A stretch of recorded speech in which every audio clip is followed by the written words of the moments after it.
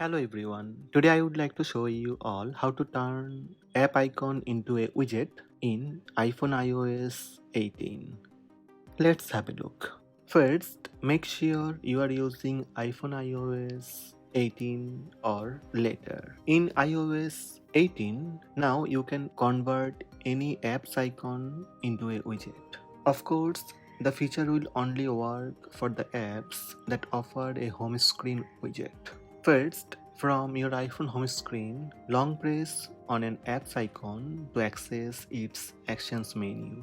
On the menu, look for the option for adding widgets. The option will show various sizes that are available for widgets. Tap on your desired widget size. When you tap on it, the icon will convert into a widget of that size. Let's try on another app.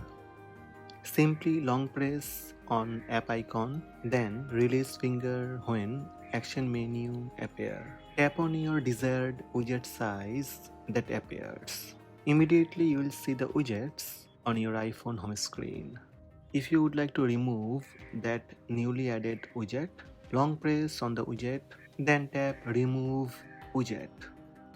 So these are the steps to turn app icon into a widget on iPhone iOS 18.